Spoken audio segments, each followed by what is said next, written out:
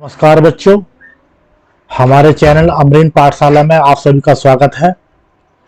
आज हम बच्चों आखेट खाद्य संग्रह से भोजन उत्पादक तक ये चैप्टर कंप्लीट करेंगे। आज हम इससे पहले फर्स्ट चैप्टर हम पूरा कंप्लीट कर चुके हैं। जिन बच्चों ने नहीं देखा है वो क्लास 6 हिस्ट्री एनसीईआरटी की प्लेलिस्ट में जाकर देख सकते हैं। और उससे पहले बताना चाहेंगे बच्चों, आप हमारे चैनल अमरीन पाठशाला को सब्सक्राइब करें, शेयर करें। ठीक है बच्चों, स्टार्ट करते हैं। ये हम जो है बच्चों बहुत छोटे छोटे पॉइंट जो है कंसेप्ट क्लियर करते हुए बहुत अच्छे से चैप्टर पढ़ेंगे। स्टार्ट करते हैं।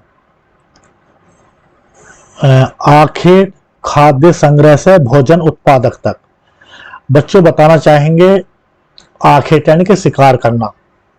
तो जो आदि मानव है यानी कि पाषाण काल में, पूरा पाषाण काल में, तो उस दौर में जो है बच्चों आखेट यानी कि जो आदि मानव है वो शिकार करता है और खाद्य संग्रह यानी कि जो पेड़ पौधों से कंदमूल जो है कंदमूल वगैरह मिलते हैं उनको संग्रह करके अपना भोजन जो है प्राप्त करता है। तो वहां से लेके फिर वो जो है आगे चल के मानव जो है कृषि आरंभ करेगा, अपना जो है भोजन का उत्पादन करेगा। तो इसे यहाँ से जो है इसे भोजन उत्पादन जो है बोला गया है। अब बच्चों हम यहाँ चलते हैं तुषार की रेल यात्रा। तुषार अपने एक रिश्तेदार की शादी में दिल्ली से चेन्नई जा रहा था। रेल में उसे खिड़की वाली सीट मिल गई जहां से वह बाहर का नजारा देखने में मगन हो गया। तेज दौड़ती गाड़ी से उसने देखा कि पेड़ पौधे, घर, खेत, खलिहान बड़ी तेजी से पीछे की ओर छूटते चले जा रहे थे। तभी उसके चाचा ने उसके कंधे पर हाथ रखकर कहा, पता है लोगों ने मात्र 150 साल पहले रेल से यात्रा करनी शुरू की थी। बस तो इसके कुछ दशक बाद आई। तुषार सोचने लगा कि जब लोगों के आसपास जाने के लिए तेज रफ्तार वाली सवारियां नहीं थी तो क्या वे यात्रा ही नहीं करते थे? क्या वे अपनी सारी जिंदगी एक ही जगह पर बिता दिया करते थे? नहीं, ऐसी बात नहीं थी बच्चों। हमारे यहाँ इंडिया में जो है जो रेल स्टार्ट हुआ है वो 1853 में हुआ है और लगभग जो है 60 के दशक में जो है 1860 के दशक में बस शुरू हुई है।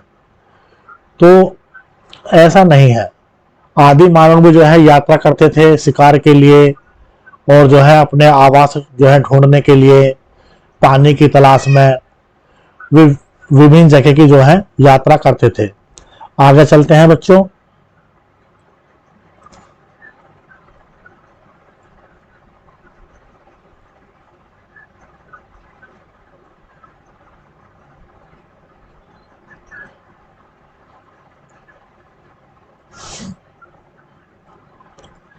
आरंभिक मानव आखिर वे इधर उधर क्यों घूमते थे? हम उन लोगों के बारे में जानते हैं जो उपमहाद्वीप में 20 लाख साल पहले रहा करते थे। आज हम उन्हें आखेटक खाद्य संग्राहक के नाम से जानते हैं। ये बच्चों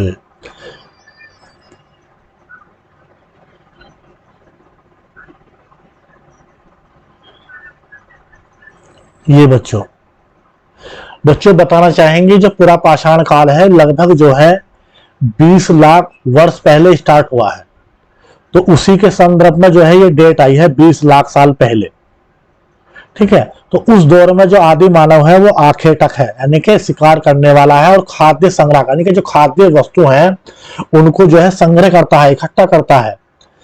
भोजन के इंतजाम करने की विधि के आधार पर उन्हें इस नाम से पुकारा जाता है। यानी कि जो अपने भोजन का जो इंतजाम करते हैं तो वे आखेट करते हैं और उसको जो मतलब कंद मूल है जंगलों में जाके, वनों में जाके जो इकट्ठा करते हैं तो उसको जो है खाद्य संग्रह कहा गया है। आमतौर पर खाने के लिए वे जंगली जानवरों का शिकार करते थे। मछलियां, चिड़िया पकड़ते थे। फल मूल, दाने, पौधे, पत्तियां, अंडे इकट्ठा क्या करते थे? यानी कि वो संग्रह कर रहे हैं इन सब चीजों का जहां भी मिल रहा है उन्हें। अच्छा, आखेटक खाद्य संग्राहक समुदाय के लोग एक जगह से दूसरी जगह पर घूमा करते थे ऐसा कई कारणों से करते थे। आखेटक खाद्य संग्राहक समुदाय के लोग एक जगह से दूसरी जगह पर घूमते रहते थे। पहले कारण यह है कि अगर वे एक जगह पर ही ज्यादा दिनों तक रहते तो आसपास के पौधों, फलों और जानवरों को खाकर समाप्त कर देते थे। इसलिए भोजन की तलाश में वे इन्हें दूसरी जगहों पर जाना पड़ता था। यानी कि वे किसी एक जगह पर हैं तो वहां जो पेड़ पौधे हैं, जानवर हैं, उनको वे जो है खाकर समाप्त हो जाता था। अब उन्हें जो है अपने भोजन को जो है प्राप्त करने के लिए इस जगह को छोड़कर दूसरी जगह उनको जाना होता था, तो फिर उनको जो है वहां से उस जगह से पलायन करना होता था। दूसरा कारण यह है कि जानवर अपने शिकार के लिए या फिर हिरण और मवेशी अपना चारा ढूंढने के लिए एक जगह से दूसरी जगह जाया करते थे। इसलिए इन जानवरों का शिकार करने वाले लोग भी इनके पीछे पीछे जाया करते थे। देखो, पहला रीजन तो यह होगा कि उन्होंने जो है जो फल है या जानवर है या जो भी वहां कंद मूल है उन्होंने खाकर समाप्त कर दिया। अब उनको अपने जीवन यापन के लिए जो है खाद्य भोजन की तलाश है, तो वो दूसरी जगह जाएंगे। दूसरा रीजन क्या है बच्चों, कि जैसे मवेशी हैं, हिरन हैं, चिड़िए हैं, तो वे भी जो हैं अपने आवास की तलाश में, पानी की तलाश में, वे भी एक जगह से दूसरे जगह मतलब घास चरने के लिए, पानी की तलाश में वे भी जाते थे।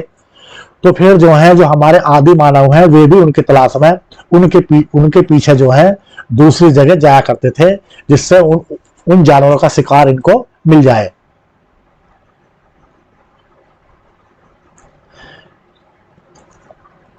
तीसरा कारण यह है कि पेड़ों और पौधों में फल फूल अलग अलग मौसम में आते हैं, इसलिए लोग उनकी तलाश में उपयुक्त मौसम के अनुसार अन्य इलाकों में घूमते रहते हैं।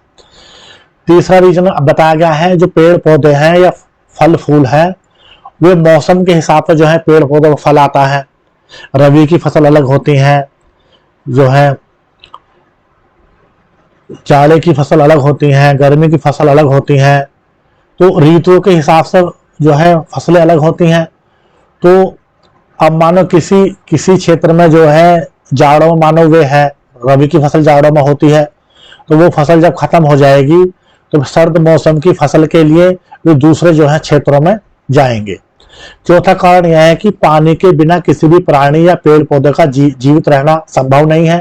तो पानी झीलों, झरनों, नदियों में मिलता है। कई नदियों और झीलों का पानी कभी नहीं सूखता, कुछ का जो है सूख जाता है। तो इसलिए ऐसी झीलों और नदियों के किनारे बसे लोग सूखे मौसम में पानी की तलाश में इधर उधर जाना पड़ता होगा। आरंभिक मानव के बारे में जानकारी कैसे मिलती है? आरंभिक मानव के बारे में जानकारी कैसे मिलती है, सवाल है। देखो, पुरातत्वविदों को कुछ ऐसी वस्तुएं मिली हैं। पुरातत्व हम समझा चुके हैं, जो हमारे जो हैं पुरातत्वविद यानी कि ऐसे हमारे लोग या हमारे जो हैं ऐसे इतिहासकार जो पुरानी चीजों को, जैसे सिक्कों को, हड्डियों को, मृत भांडों को खुदाई में जो है प्राप्त करते हैं और फिर उनका जो है अन्वेषण करके हमें जानकारी देते हैं कि अतीत की जानकारी क्या है, इतिहास क्या है। तो उन्हें हम क्या बोलेंगे? उन इतिहासकारों को पुरातत्वविद बोलेंगे। जिनका निर्माण और उपयोग आखेटक खाद्य संग्राहक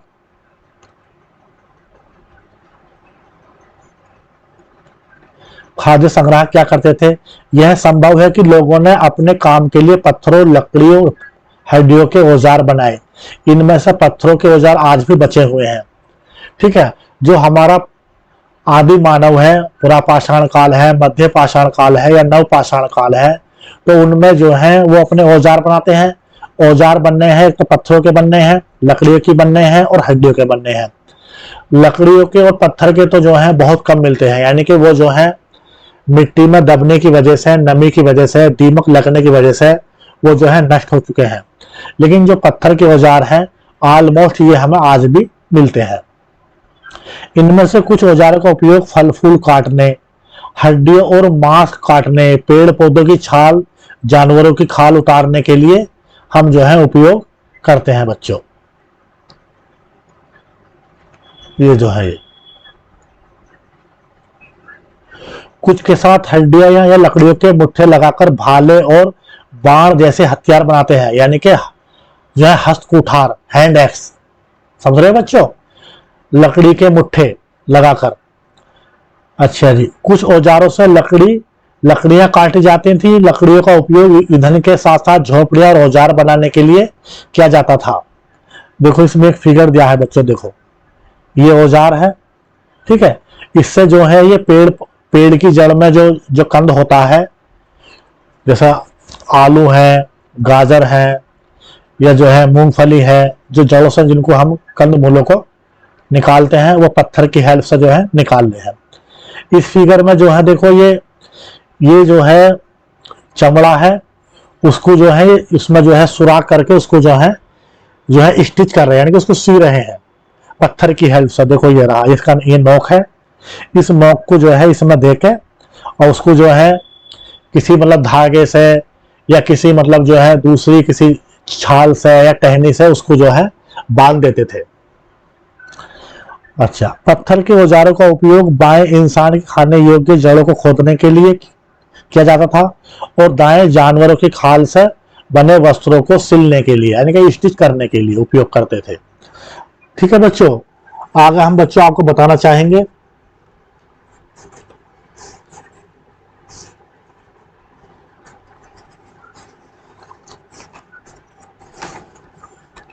जैसे बच्चों देखो इसमें ये आया है, देखो आपका यहाँ जैसे जानवरों की खाल उतारने के लिए, तो जानवरों की खाल उतारने के लिए जो है एक हमारे पास जो है एक औजार था आदि मानव का, वेदनी।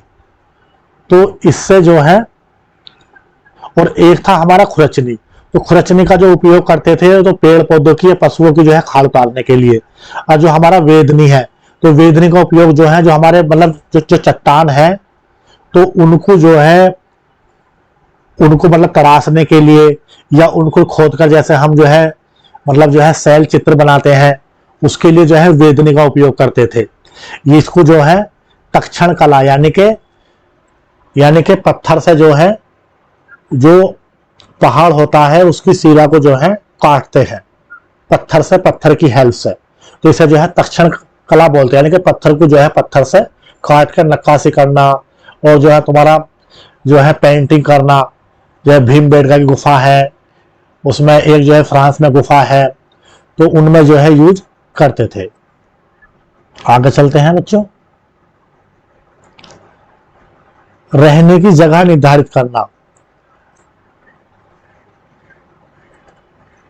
देखो ये मानचित्र 2 को देखो, लाल त्रिकोण वाले स्थान वे पुरास्थल है, यानी कि वे प्राचीन स्थल है जहां पर आखेटक खाद्य संग्रह के होने के प्रमाण मिले हैं।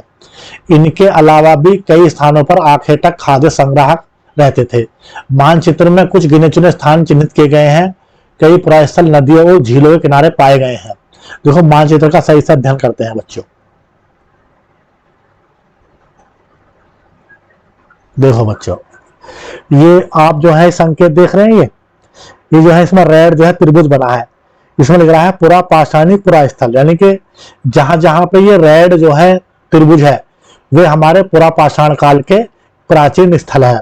जैसे ये है हुसगी, ठीक है, ये हमारा जो है कर्नाटक में है। कुन्नूल गुफाएं हैं, ये आंध्र प्रदेश में है। जैसे भीमबेटका गुफाएं हैं, देखो ये मध्य प्रदेश में है। ठीक है, आगे देखो ये जो है स्क्वायर में है बिलू नवपाषाणी पुरास्थल। जो नवपाषाण के पुरास्थल है, यानी कि लगभग जो है 5000 या 7000 ईसा पूर्व से जो है नवपाषाण स्टार्ट होता है। तो उसमें देखो यहाँ चिरांद है, चिरांद ये बिहार में, आधुनिक बिहार जो है आज का है। दाऊजली हैडिंग, ठीक है, ये जो है मेघालय में है। कोल्डी हवा, मेहागढ़ा, ठीक है, या मेहरगढ़ भी बोल, सॉरी मेहागढ़ा, कोल्डी हवा, ये जो है तुम्हारा जो जो हमारा ये मिर्जापुर, प्रयागराज, इलाहाबाद, कौशाम्बी, ये जो इलाका है, ठीक है, बेलन घाटी बोलते हैं बच्चों इसे। तो यहाँ पे जो है ये स्थल है। और देखो बुर्ज होम, ये जो है जम्मू एंड कश्मीर में है, ये बुर्ज होम, ठीक है। और एक है हमारा मेहरगढ़। मेहरगढ़ जो है बच्चों पिछली क्लास में हमने बताया था, ये जो है बलूचिस्तान पाकिस्तान में जो है वहां पे मेहरगढ़ है। लगभग जो है 7 या 8 हजार साल ईसा पूर्व जो है यहाँ पे प्राचीनतम कृषि के साक्ष्य जो है भारतीय उपमहाद्वीप में जो मिले हैं वो यहीं पे मिले हैं, मेहरगढ़, बलूचिस्तान, पाकिस्तान में। बहुत इंपॉर्टेंट है। अच्छा, एक देखो, एक बच्चों एक स्थान देखो यहाँ है, ये कर्नाटक में है, ये हल्लूर, और दूसरा है बच्चों पेयमपल्ली। ठीक है, ये दोनों जो है कर्नाटक में है। ठीक है, आगे देखो यह तमिलनाडु में भी है बच्चों, जैसे जो है पलवरम है, अतिरम पक्कम है, वहां जो है हस्तकोठार यानी कि हैंड एक्स जो है यहाँ पे हमें खुदाई में मिले हैं। ये देखो अगला है, देखो बच्चों ये जो है हमारा सर्किल है, महापाषाणिक पुरास्थल। ये जो है ग्रीन में जो दिया है, देखो आदि चंडलूर, ये जो है तमिलनाडु में है। ब्रह्मगिरी देखो स्थान है, देखो हमारा ये हमारा जो है कर्नाटक में है। और बच्चों और भी कई स्थल हैं, उन्हें हम आगे जो है डिस्कस करेंगे। ठीक है, और इसमें देखो नेक्स्ट है आरंभिक गांव, यानी कि शुरुआत में जो है हमारे गांव बसे हैं उनके बारे हैं, मतलब जो है ये नवपाषाण काल के जो हमारे जो है गांव स्टार्ट हुए हैं, जो है ग्रामीण एरिया, रूरल एरिया। जैसे इनाम गांव है, देखो ये महाराष्ट्र में। ठीक है, इनाम गांव। आगे है देखो इसमें आधुनिक नगर, यानी कि जो आज के आधुनिक नगर है, जो स्टार बना है ब्लू में, ये देखो मुंबई हो गया हमारा, कोलकाता हो गया, इस तरीके से ये दिए हैं। ठीक है बच्चों, अब आगे चलते हैं।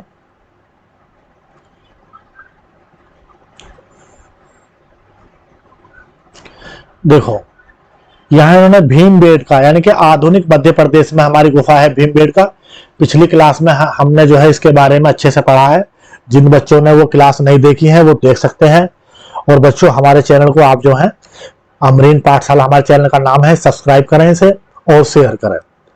ठीक है, देखो इस पुरा स्थल पर गुफाएं व कंदराएं मिली हैं। लोग इन गुफाओं में इसलिए रहते थे क्योंकि उन्हें यहाँ बारिश, धूप और हवाओं से राहत मिलती थी। ये गुफाएं नर्मदा नदी घाटी में है। ठीक है, क्या तुम बता सकते हो कि रहने के लिए लोगों ने यह जगह क्यों चुनी? देखो बच्चों, प्राचीन काल में जो है नवपाषाण काल है, मध्य पाषाण काल है या पुरा पाषाण काल है, मानव के रहने के लिए आवास जो है सही से नहीं बना पाते थे। तो मानव जो है पेड़ों पर या गुफाओं में इस तरह के उसमें जो है रहता था। तो ये जो है जो गुफा है ये उनके लिए आवास है। जब आवास है तो बारिश है, धूप है या हवाएं हैं, कई बार मौसम बहुत खराब हो जाता है, ओलावृष्टि होती है, बाढ़ वगैरह आती है। तो उन सब जब इन सभी मौसम से बचाव के लिए जो है, और जैसे जंगली जानवर है, हिंसक जानवर है, उनसे अपने बचाव के लिए जो है गुफाओं में जो है आदि मानव रहता था। इसमें देखो बच्चों एक जो है आपका ब्लैंक भी आया है, देखो इसी का ही देखो हम आगे देखो बताते हैं आपको।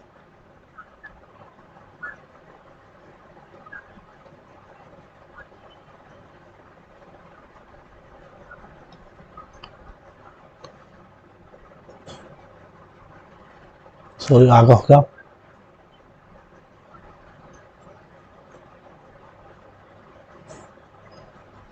इसमें ब्लैंक आया है बच्चों आपको जो है,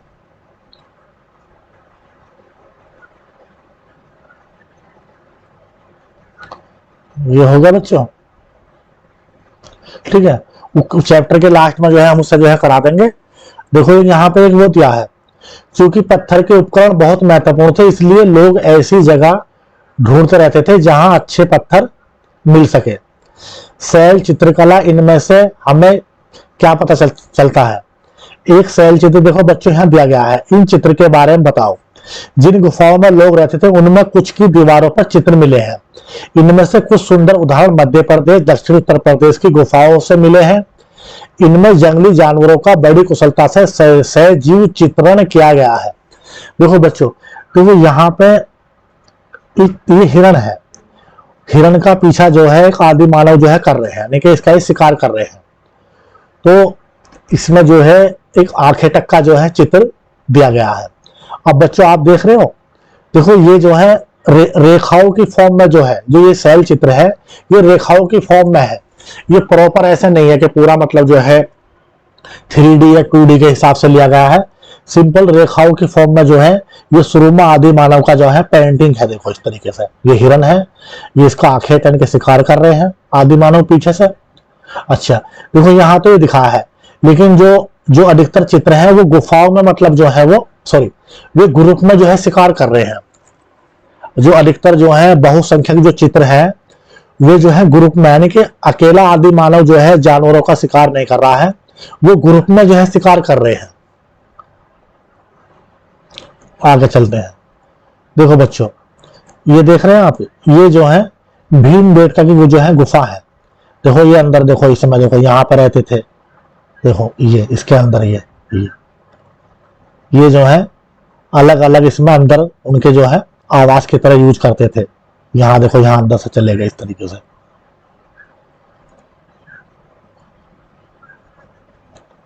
अच्छा जी, पूरा स्थल उस स्थान को कहते हैं जहां औजार बर्तन और इमारतों जैसी वस्तुओं के अवशेष मिले हैं। किस किस के?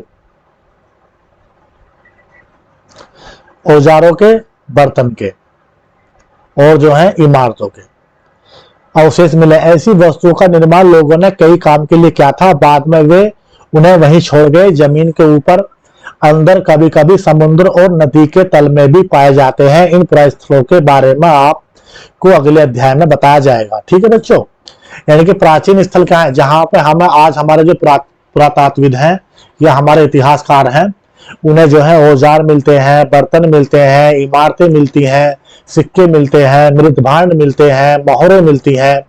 उन सबको जो है या उनके जीवन यापन की जो है जैसे तुम्हारे जो है शिकार के उनके औजार हो गए, और जो है बच्चों के जो है खेल खिलौने हो गए, तो विभिन्न तरह की जो है वस्तुएं मिलती हैं। उन स्थानों को हम क्या बोलेंगे? पुरा स्थल, यानी कि प्राचीन स्थल जहां से हमें सब चीज मिलती है। आगे चलते हैं। आग की खोज। देखो मानचित्र में कुरनूल गुफा ढूंढो, यहां पर राख के अवशेष मिले हैं। क्या मतलब यह है कि आरंभिक लोग आग जलाना सीख गए थे। आग का इस्तेमाल कई कार्यों के लिए किया गया होगा, जैसे प्रकाश के लिए। किसके लिए? देखो आग का प्रयोग किस लिए कर रहे हैं? अच्छा, हमारे यहाँ जो आग के साक्ष्य मिले हैं वो कहाँ मिले हैं? कुरनूल गुफा, यानी कि जो हमारे आंध्र प्रदेश में है। देखो हमने अभी देखो मैप में देखा था बच्चों। देखो बच्चों ये रहा, देखो ये रहा कुरनूल गुफाएं आंध्र प्रदेश में है। तो यहाँ पे हमें हमारे प्राचीन जो आदि मानव थे उनके हमें यहाँ पर आग के साक्ष्य मिले हैं। ठीक है बच्चों, आगे चलते हैं।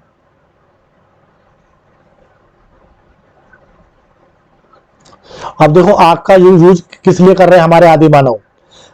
प्रकाश के लिए, मांस भूनने के लिए, खतरनाक जानवरों को दूर भगाने के लिए, इन सब के लिए जो है आग का उपयोग कर रहे हैं। जैसे ठंड से बचने के लिए, सर्दी लग गई उससे बचने के लिए, ठीक है, जो है यूज कर रहे हैं। देखो इसका बच्चों देखो सवाल आया है आगे, मैं आपको बताना चाहूंगा। देखो यहां आगे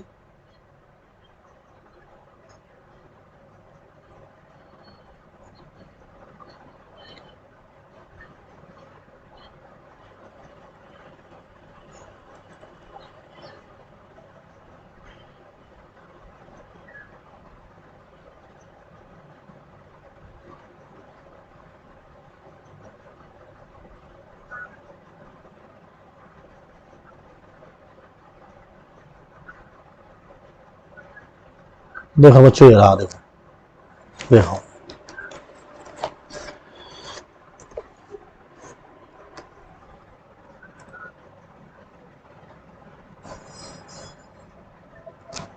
इसमें बच्चों जो है हम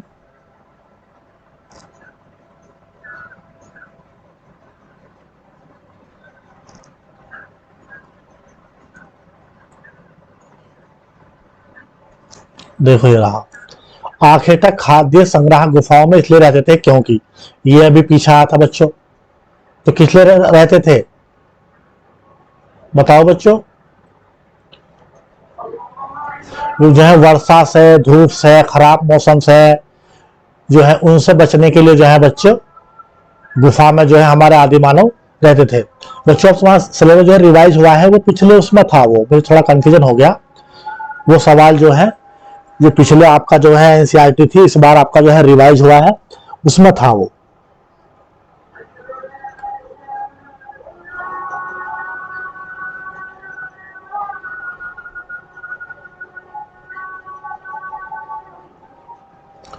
ठीक है, आगे चलते बच्चों। नाम और तिथियां, देखो ये नाम और तिथियां हम जिस काल में पढ़ रहे हैं, पुरातात्विदों ने उनके बड़े बड़े नाम रखे हैं। आरंभिक काल को वे पुरापाषाण काल कहते थे। यह दो शब्दों यानी पुरा मीन्स प्राचीन, पुरा मीन्स प्राचीन, पाषाण यानी पत्थर से बना है।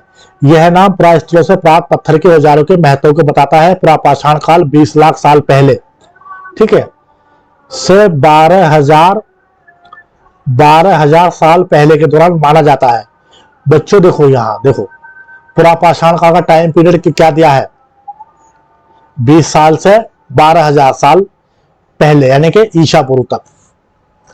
तो बच्चों इसमें कंफ्यूजन नहीं होना है। कुछ किताबों में जो है ये जैसे 2 लाख ईसा पूर्व दिया है, कहीं 5 लाख ईसा पूर्व दिया है, लेकिन जैसे हमारी एनसीईआरटी में ये 20 लाख ईसा पूर्व दिया है, तो आप जो है यहीं से मान सकते हैं। लेकिन कहीं किताबों में आपको जो है 5 लाख ईसा पूर्व, 2 लाख ईसा पूर्व मिलेगा। आप जो है उसे डिबेट का मुद्दा ना बनाए, उसे आप जो है विभिन्न किताबों में विभिन्न तरीके से दिया गया है।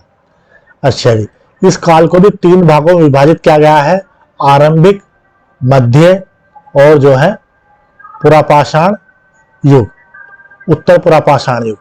यानी कि जो हमारा पुरापाषाण काल है, इसको जो है आरंभिक पुरापाषाण काल, मध्य पुरापाषाण काल और उत्तर पुरापाषाण काल, 3 उसमें जो है बांटा है समय के हिसाब से।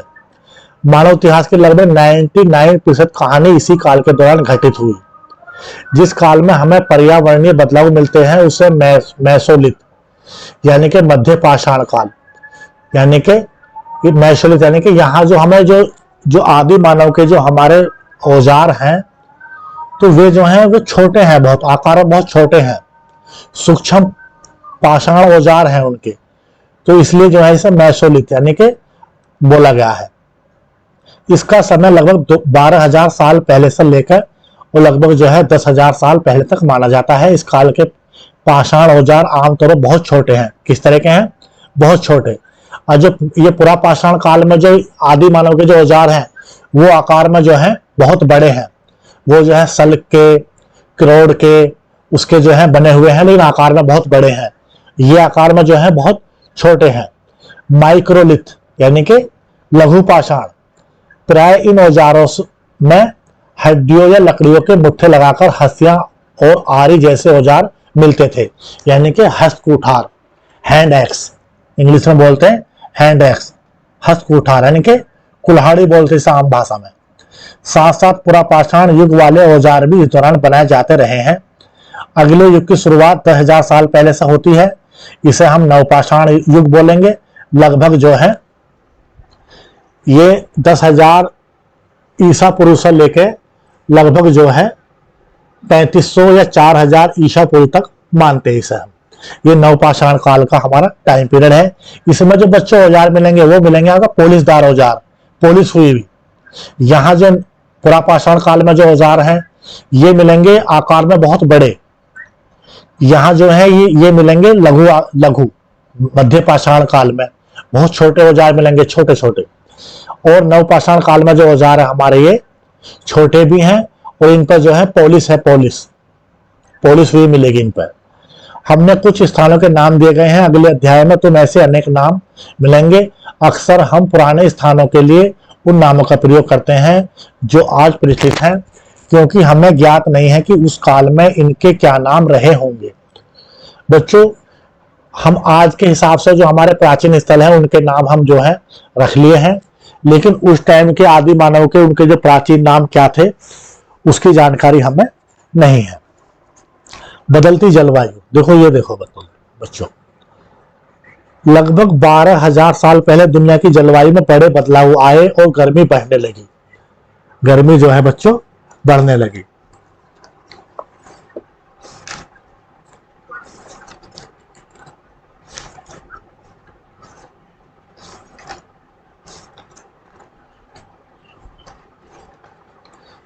ठीक है बच्चों। बच्चों देखो, इसमें जो हम बताना चाहेंगे आपको, ये 12,000 साल पहले का जो युग है वो है प्लेस्टोसीन युग। प्लेस्टोसीन यानी कि वो जो है ठंडा है, जो हमारी धरती है उस पर जो है बर्फ जमी हुई है, समझ रहे हो। अच्छा, इसके बाद में जो हमारा जो अगला युग आया है, यानी कि लगभग 12,000 साल तक, 12,000 साल ईसा पूर्व तक, उसके बाद में जो है स्टार्ट होता है आपका होलोसीन युग, यानी कि ये जो है गर्म जलवायु, ये जो है यहां से हो जाएगी। इसमें क्या है बच्चों, जलवायु गर्म होगी तो बर्फ जो है पिघल जाएगी, बर्फ पिघलेगी तो जो है जमीन जो है बर्फ से खाली हो जाएगी। तो अब जो है नई नई मतलब जो है घास के मैदान, पेड़ पौधे, ये जो है सब जमीन पर उगाएंगे, और जो छोटे जानवर जैसे हिरन है, बारहसिंगा है, भेड़ है, बकरी है, गाय है, ये सब जानवर जो है बहुत बड़ी संख्या में जो है इनकी जो है बढ़ोतरी होगी। घास और मतलब पेड़ पौधे भी काफी मात्रा में जो है बढ़ेंगे कि जमीन से जो है बर्फ हट जाएगी, गर्म युग जो है आ जाएगा, जलवायु बहुत गर्म हो जाएगी, बर्फ सब पिघल जाएगी, और जो है जानवर जो है ये सब जो है खाद्य जो जानवर है सब ये बहुत अधिक मात्रा में जो है बढ़ेंगे हमारे ये। तो 12,000 साल ईसा पूर्व से जो हमारा जो है होलोसीन युग यानी कि गर्म जलवायु का युग जो है स्टार्ट हो जाएगा, यानी कि बर्फ सब पिघल जाएगी। जो लोग इन जानवरों का शिकार करते थे वे भी इनके पीछे आए और इनके खाने पीने की आदतों और प्रजनन के समय की जानकारी हासिल करने लगे। हो सकता है कि तब लोग इन जानवरों को पकड़कर अपनी जरूरत के अनुसार पालने की बात सोचने लगे हों। साथ ही इस काल में मछली भी भोजन का महत्वपूर्ण स्रोत बन गई। खेती और पशुपालन की शुरुआत। इस दौरान उपमहाद्वीप के विभिन्न इलाकों में गेहूं, जौ और धान जैसे अनाज प्राकृतिक रूप से उगने लगे थे। शायद महिलाओं, पुरुषों, बच्चों ने इन अनाजों को भोजन के लिए बटोरना शुरू कर दिया। साथ ही वे यह भी सीखने लगे होंगे कि अनाज कहाँ उगते थे और कब पककर तैयार होते थे। ऐसा करते करते लोगों ने इन अनाजों को खोदकर पैदा करना सीख लिया होगा, और इस प्रकार धीरे धीरे कृषक बन गए। इसी तरह लोगों ने अपने घरों के आसपास चारा रखकर जानवरों को आकर्षित कर उन्हें पालतू बनाया। ठीक है बच्चों, ये जो है जो कृषि प्रारंभ हो रहा है या जानवरों को पालतू बना रहे हैं, ये हो रहा है बच्चों मध्य पाषाण काल में। किस काल में हो रहा है ये? मध्य पाषाण काल में, क्योंकि स्थायी आवास जो है बनना स्टार्ट हो जाएगा। तो स्थायी आवास बनेगा तो जो हमारा देखो सबसे पहले जो है ये फसल का उत्पादन करेंगे, तो फसल जो है 3-4 महीने में, 5 महीने में, 6 महीने में उसमें फल आता है। तो इतने टाइम तक वो एक ही स्थान पर रुकेंगे, फसल की अपने की देखभाल करेंगे। तो इस दौरान वे जो है पालतू जानवर जो है बनाएंगे, और जब वे इतने टाइम अपनी फसल की जो है अनाज प्राप्त करने के लिए एक ही स्थान पर रुकेंगे, तो फिर वो अपना जो है इस तरीके से स्थायी आवास बनना उनका स्टार्ट हो गया। अच्छा जी, सबसे पहले जंगली जानवर को पालतू बनाया गया। वह कुत्ते को जंगली पूर्वज था वह कुत्ते का जंगली पूर्वज था। धीरे धीरे लोग भेड़, बकरी, गाय, सुअर जैसे जानवरों को अपने घरों के नजदीक आने को उत्साहित करने लगे। ऐसे जानवर झुंड में रहते थे, ज्यादातर घास खाते थे। अक्सर लोग इन्हें अन्य जंगली जानवरों के आक्रमण से इनकी सुरक्षा क्या करते थे, और इस तरह धीरे धीरे वे पशुपालक बन गए। ये सारी गतिविधि बच्चों जो है मध्य पाषाण काल में हो रही है। क्या तुम बता सकते हो कि सबसे पहले कुत्ते को ही पालतू क्यों बनाया गया होगा?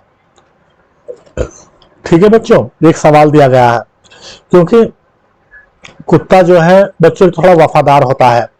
दूसरा ये है कि ये जल्दी से जो है और जानवरों की अपेक्षा मतलब हिंसक भी कम होता है, और ये इंसानों में जो है जल्दी से उनकी अंडरस्टैंडिंग बन जाती है। उनकी बस्तियों में साथ रहना, शिकार में उनका हेल्प करना, रात को जो है उनकी मतलब पहरेदारी करना, ये सब चीजें जो है कुत्ता जो है अच्छे से कर लेता है। इसी कारण से सबसे पहले जो है हमारे आदि मानव ने कुत्ते को जो है पालतू बनाया। बसने की प्रक्रिया देखो बच्चों, इसमें दिया गया है आपको, लोगों द्वारा पौधे उगाने, जानवरों की देखभाल करने को बसने की प्रक्रिया का नाम दिया गया।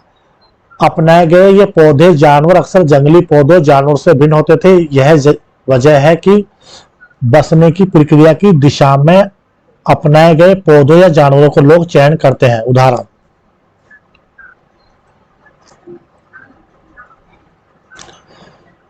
उदाहरण के तौर पर लोग उन्हीं पौधों या जानवरों का चयन करते हैं जिनके बीमार होने की संभावना कम हो।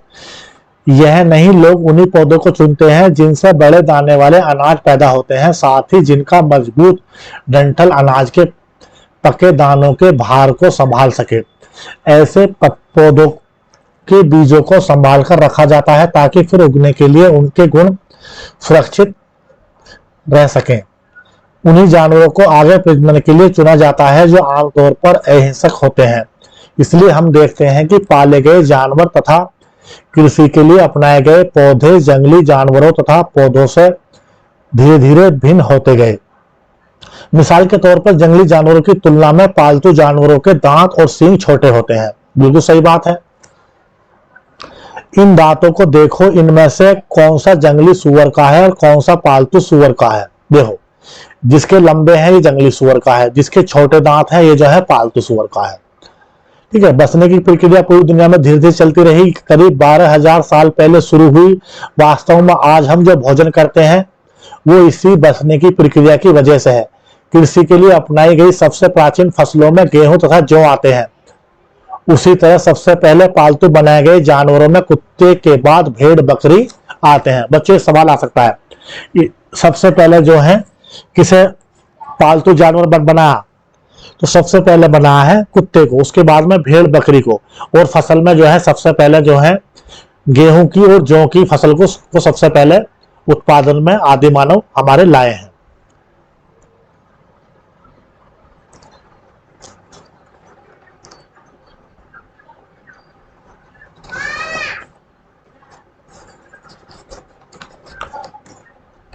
आगे चलते हैं बच्चों। एक नवीन जीवन शैली। क्या तुम किसी पौधे के बीज को बोकर देखो, तुम पाओगे कि इससे विकसित होने में कुछ वक्त लगता है। इसमें कुछ दिन, महीने या फिर साल तक लग सकता है। इसलिए जब लोग पौधे उगाने लगे तो उनकी देखभाल के लिए उन्हें एक ही जगह पर लंबे समय तक रुकना पड़ा। क्यों? बीज बोने के बाद में जो है वो पकता है, उसको सिंचाई की, खरपतवार की, जानवरों से, चिड़ियों से उसकी सुरक्षा करनी होती है। तो इस दौरान जो है मानव के जो आवास है वो स्थायी बनने की प्रक्रिया जो है स्टार्ट हो गई।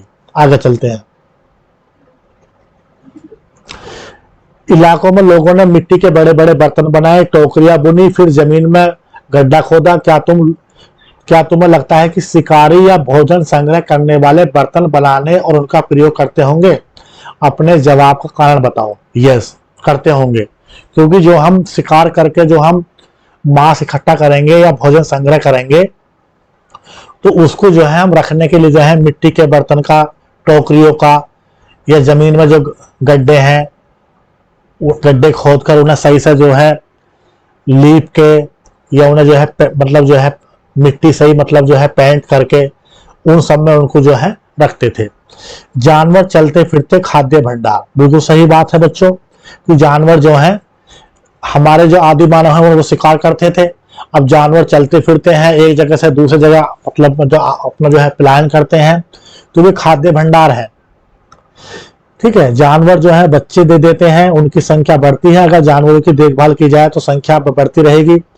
साथ ही इनसे जो है दूध प्राप्त होता है। ये हमारे भोजन के और मांस के जो है बहुत अच्छे मतलब स्रोत हैं। ठीक है। भोजन के अतिरिक्त जानवर और औरों से क्या क्या मिल सकता है? आप जानवरों का उपयोग किस लिए होता है? देखो, सवाल दिया है बच्चों, भोजन के अतिरिक्त जानवरों से और हमें क्या मिलता है? देखो, हमें जो है सवारी में जो है यातायात के साधन के रूप में जानवरों का यूज करते हैं, और इनके जो है बहुत सारी चीजें जो है इनसे प्राप्त करते हैं। जानवरों की खाल से जो इनके और जैसे हड्डियां होती हैं उनसे बहुत सारे जो है सामान बनते हैं। ठीक है, और जानवरों का उपयोग किस लिए होता है?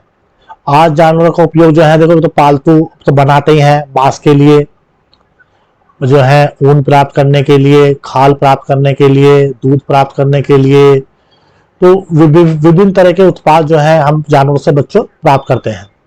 आगे देखते हैं बच्चों, आओ आरंभिक कृषकों और पशुपालकों के बारे में पता करें। ठीक है, इसमें मानचित्र 2 यानी कि पृष्ठ संख्या 13 को देखो। ठीक है, जहां पुरातत्वविदों को शुरुआती कृषकों और पशुपालकों के होने के साक्ष्य मिले हैं, ये पूरे महाद्वीप में पाए गए हैं। इनमें सबसे पहले महत्वपूर्ण है पश्चिमोत्तर क्षेत्र, यानी कि पश्चिम उत्तर क्षेत्र। ठीक है, आधुनिक कश्मीर और पूर्वी तथा दक्षिण भारत में पाए गए हैं। पश्चिमोत्तर में सोहन घाटी है बच्चों, पाकिस्तान में। ठीक है, तुम्हारा बलूचिस्तान में मेहरगढ़ है, तो वहां का बताया है उन्होंने। कश्मीर में जो है बुरुजहोम है। ठीक है, पूर्वी और दक्षिणी में आपने पढ़ाई है बच्चों। ठीक है, वास्तव में निर्दिष्ट स्थान कृषकों पशुपालकों की बस्तियां थी या नहीं, यह जांचने के लिए वैज्ञानिक खुदाई में मिले पौधों और पशुओं की हड्डियों के नमूनों का अध्ययन करते हैं। ठीक है, तो विभिन्न जो है उनका अध्ययन करते हैं, हमारे वैज्ञानिक पहचान करते हैं कि वे किस टाइम पीरियड के थे। उनका जो है टाइम पीरियड मतलब वो आज से कितने समय पहले थे। आगे चलते बच्चों, स्थायी जीवन की ओर। स्थायी जीवन की ओर पुरातत्वविदों को कुछ पुरास्थलों पर झोपड़ियों और घरों के निशान मिले हैं, जैसे बुरुजहोम। ये बच्चों जो है आज के हमारे जम्मू कश्मीर में है। तो यहाँ पे जो है गर्तवास गड्ढे मिले हैं।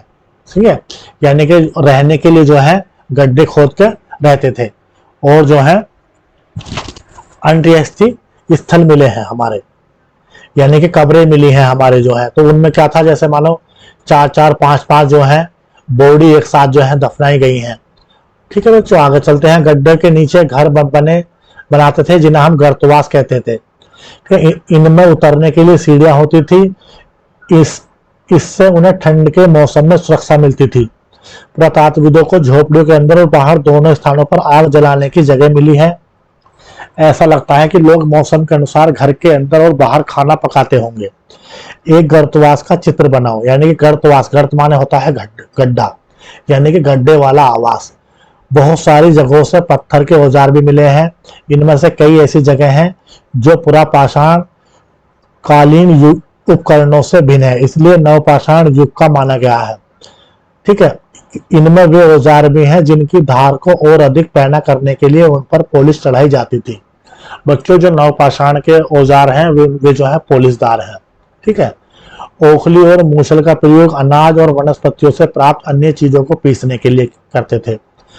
आज हजारों साल बाद भी ओखली और मूसल का प्रयोग अनाज पीसने के लिए किया जाता है। उसी तरह प्राचीन प्रस्तर युगीन औजारों का निर्माण और प्रयोग लगातार होता रहा।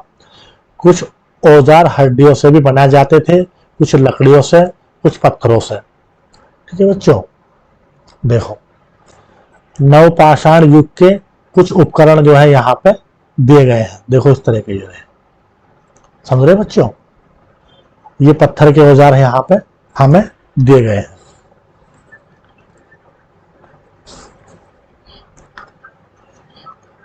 ठीक है बच्चों, अब जो है आगे चलते हैं हम। देखो थोड़ा सा बच्चों, जो आपको उपकरण दिए हैं ये हम जो है युग के हिसाब से, यानी कि पुरापाषाण काल, मध्य पाषाण काल, नवपाषाण काल। पुरापाषाण काल को बच्चों जो है 3 उसमें बांटा है। पुरापाषाण काल स्टार्ट होता है 20 लाख ईसा पूर्व से और लगभग 12,000 ईसा पूर्व तक। समझ रहे बच्चों, उसे भी जो है इन्होंने 3 उसमें बांटा है, यानी कि पूर्व या प्रारंभिक पुरापाषाण काल, मध्य पुरापाषाण काल और जो है उत्तर पुरापाषाण काल। ये समय के हिसाब से जो है इन्हें जो है बांटा गया है इसको। अच्छा जी, और उसी के हिसाब से हर युग में बच्चों जो हैं, जो आपके जो उपकरण आए हैं, शिकार के उपकरण हैं, खाल छीनने के लिए या सिलने के लिए, या जो है सीला पत्थर पे गुफाओं में नक्काश, उसके जो है तक्षण कला के लिए, पेंटिंग बनाने के लिए, शैल चित्र के लिए, तो समय के हिसाब से अलग अलग उपकरण है बच्चों। शुरुआत के जो उपकरण हैं वे हैं अज्यामितिक, यानी कि वे जो मतलब ज्योमेट्रिकल नहीं है। और बाद में जो मध्य पाषाण काल में, नव पाषाण काल में जो उपकरण आए हैं वे आए हैं ज्योमेट्रिक। ठीक है, तो ज्योमेट्रिक फॉर्म में कैसे हैं, जैसे तुम्हारा जो है सर्किल की फॉर्म में है तुम्हारे, ठीक है, सीधी लाइन में है, यानी कि ज्योमेट्रिक पैटर्न में लिया है, और बाकी वे जो है अनज्योमेट्रिक है। ठीक है बच्चों। अब बच्चों हम जैसे निम्न पुरापाषाण काल यानी कि लगभग 20 लाख ईसा पूर्व से 1 लाख ईसा पूर्व तक, ये पुरापाषाण काल को इन्होंने जो है इसमें बांटा है। तो 20 लाख ईसा पूर्व से जो है लगभग 1 लाख ईसा पूर्व तक, तो इसमें जो हमारे उपकरण है बच्चों वे हमारे क्रोड उपकरण है। क्रोड उपकरण, इसमें हमारा है हस्त कुठार यानी कि हैंड एक्स, यानी कि जो हाथ से कुल्हाड़ी बोलते हैं, हाथ वाला कुल्हाड़ी। दूसरा है इसमें चौपर, उसे जो है खंडक भी बोलते हैं। इसमें तीसरा है विदारणी यानी क्लेवर। ठीक है, तो जैसे ये सभी जो हमें मिले हैं बच्चों, ये मिले हमें अतिरपक्कम तमिलनाडु में है, और पलवरम ये भी तमिलनाडु में है। कुछ हमें मिले हैं सोहन घाटी में। हैंड एक्स ज्यादा मिली है तमिलनाडु में के पलवरम में और अतिरपक्कम में। ठीक है, इसी के आधार पर जो है इसे बोलते हैं हस्तकुठार संस्कृति यानी कि हैंड एक्स कल्चर। सोहन घाटी में जो पाकिस्तान में हमारे आधुनिक जो पाकिस्तान का पंजाब है उसमें है सोहन घाटी, उसे हम जो है चौपर खंडक या विदारणी बोलते हैं। और हमारे जो है कुछ औजार हमारे जो है वेलन घाटी जो यूपी मिर्जापुर का क्षेत्र है, और जो है जैसे दिदवाना क्षेत्र है राजस्थान में, भीमबेटका मध्य प्रदेश में है, तो यहाँ से भी हमें ये हैंड एक्स खंडक और जो है क्लीवर ये सब के सब हमें यहाँ से मिले हैं बच्चों। ठीक है, अब बच्चों दूसरा जो टाइम पीरियड है यानी कि 20 लाख से 1 लाख ईसा पूर्व तक निम्न पुरापाषाण काल, और 1 लाख बीसी से 40,000 बीसी मध्य पुरापाषाण काल है। ठीक है, इसमें जो हमारे उपकरण है बच्चों, इस टाइम पीरियड में उपकरण हमारे जो है सल्क उपकरण है।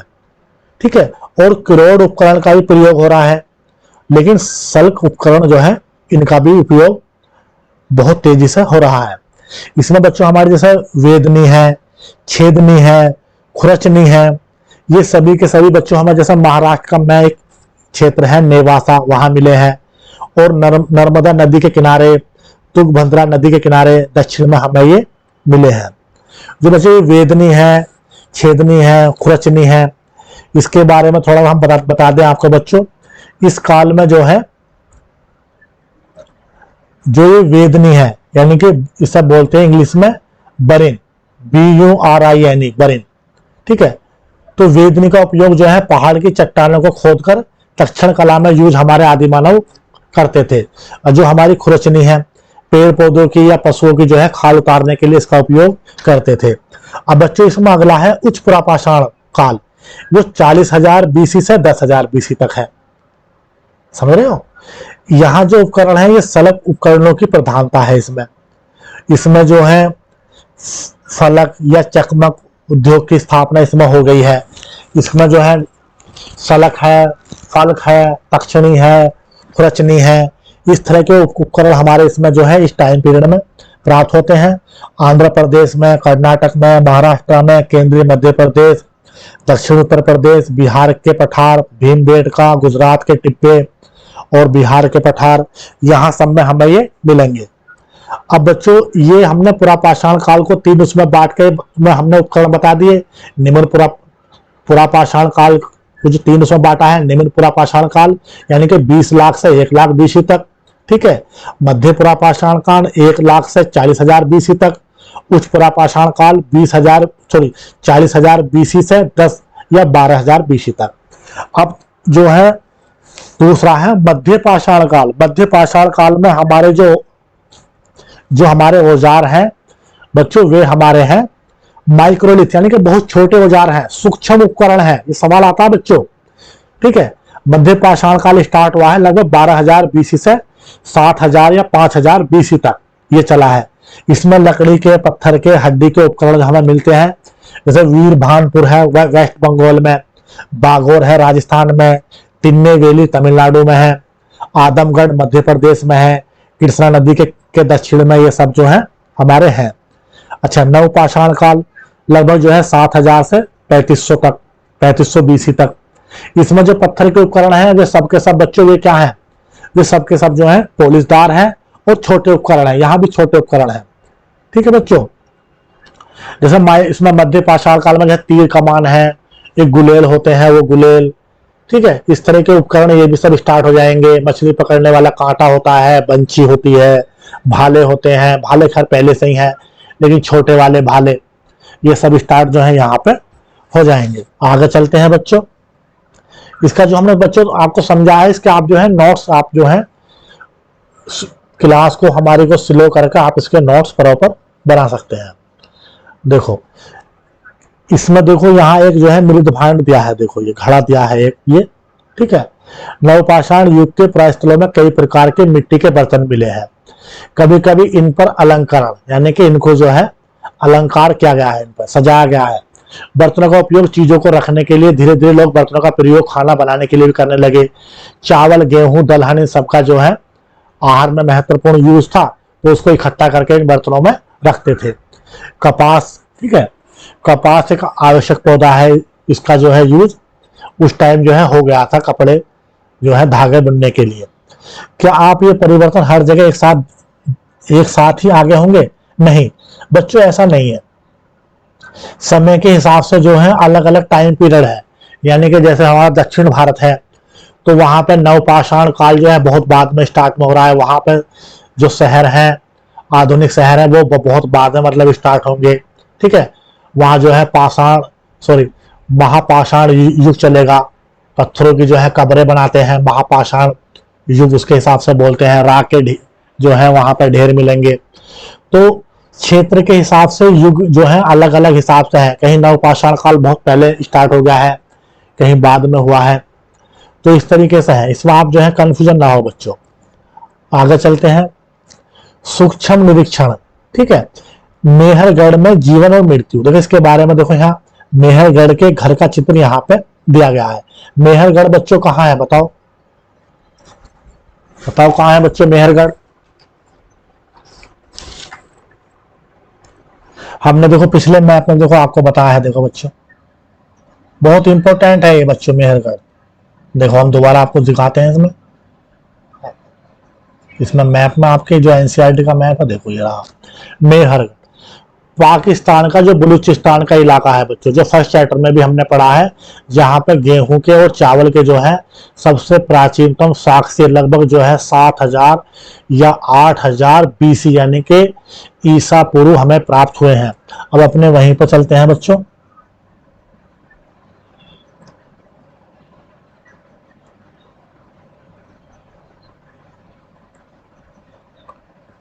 मेहरगढ़,